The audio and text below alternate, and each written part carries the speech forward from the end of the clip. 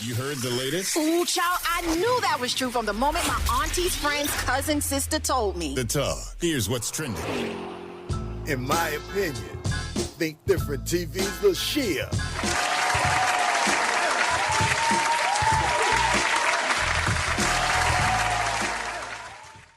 What's up, everyone out there? This is LaShia, creator of Think Different TV, which airs Monday nights at 8 p.m. Eastern Standard Time, and Think Different TV's Player Pass game show, which airs Tuesday nights at 9 p.m. Eastern Standard Time on the Think Different TV YouTube channel.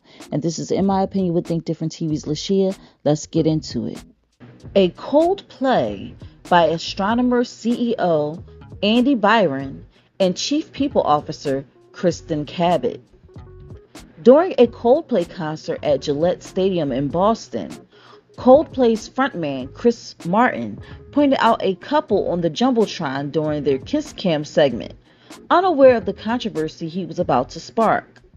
The couple, later identified as Byron and Cabot, were seen in a cozy embrace. Byron, who is married, was caught hugging Cabot, who is also married, from behind, leading to widespread speculation about an extramarital affair. The moment was met with laughter from the crowd, and Martin quipped, "Oh, look at these two. All right, come on. You're okay? Oh, what? Either they're having an affair or they're just very shy. I'm not quite sure what to do. Give me a drunk on you? Okay, all right. Oh, I hope we didn't do something bad. All right." The pair's reaction was one of embarrassment. Byron quickly ducked behind a barrier while Cabot covered her face with her hands. Byron's wife, Megan Kerrigan Byron, was reportedly seen removing her husband's last name from her Facebook profile and subsequently deleting her account, suggesting a significant impact on their personal lives. Astronomer, the software development firm where both Byron and Cabot hold executive positions, launched a formal investigation into the incident. Both Byron and Cabot were placed on immediate leave as the company navigated the fallout. The scandal also raised questions about workplace culture and the dynamics between executives, as Cabot's role involves building trust with employees of all levels. An apology statement attributed to Byron has been circulating online, but Astronomer clarified that it was not a genuine statement from the CEO.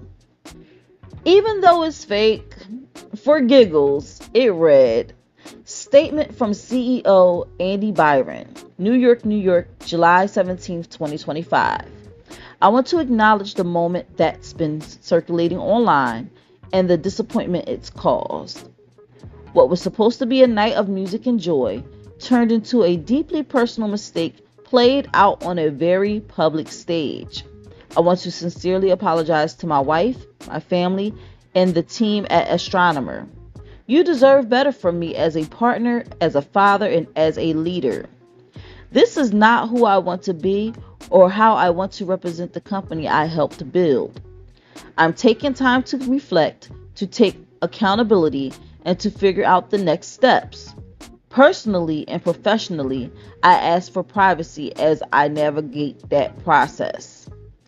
I also want to express how troubling it is that what should have been a private moment became public without my consent. I respect artists and entertainers, but I hope we can all think more deeply about the impact of turning someone else's life into a spectacle. As a friend once sang, lights will guide you home and ignite your bones, and I will try to fix you. Andy." Again, that statement was fake. The company has delayed the release of its public statement due to ongoing negotiations regarding Byron's resignation and exit package. This has had a significant impact on both Byron and Cabot's professional and personal lives. And in other news, former NFL quarterback Teddy Bridgewater is suspended from his coaching position at Miami Northwestern High School, his alma mater, due to allegations of providing impermissible benefits to his players. Bridgewater, who had a notable NFL career spanning 10 seasons with teams such as the Minnesota Vikings, New Orleans Saints, Carolina Panthers, Denver Broncos, Miami Dolphins, and most recently the Detroit Lions, retired from the NFL in February 2024 to take on the head coaching role at Miami Northwestern. In his first season as coach, he led the team to a Class 3A state championship, showcasing his commitment and success in high school football. The controversy arose when Bridgewater publicly disclosed on social media that he had personally funded various expenses for his players, including Uber rides, meals, recovery services, and other necessities. In a Facebook post on July 7, 2025, he detailed the expenses, which totaled thousands of dollars and were crucial for the team's operations and success. These expenses included $14,000 for a training camp, $9,500 for Pride sets, team branded clothing, $2,200 per week for pregame meals, $1,300 per week for recovery services, and $700 per week for Uber rides. Bridgewater's actions were driven by a desire to support his players and the program, as he believed the school was not providing adequate resources. He even asked fans and supporters to donate to help cover these expenses, highlighting the financial strain he was under. His suspension was a result of an investigation by the Florida High School Athletic Association, FHSAA, which deemed these benefits as impermissible under their regulation. The scandal has brought to light the broader issue of educators and coaches using personal funds to support their students and programs due to inadequate school resources. Many have argued that Bridgewater's actions, while technically violating FHSAA rules, were motivated by a genuine desire to help his players and improve the program. Critics have pointed out that similar actions by other educators often go unnoticed or unpunished, raising questions about the fairness and consistency of enforcement. Many have praised Bridgewater's dedication and the positive impact he has had on his players, while also questioning the strict regulations that led to his suspension. As the situation unfolds, it remains to be seen how the FHSAA will handle Bridgewater's case and whether there will be any changes to the regulations governing impermissible benefits in high school athletics. This has undoubtedly highlighted the need for a re-evaluation of how schools and athletic associations support their programs and the individuals who dedicate themselves to their success. In my opinion, several things. Let me get this straight. Bridgewater helps the students and gets punished with his position being taken away, a position they hated to see him thrive in.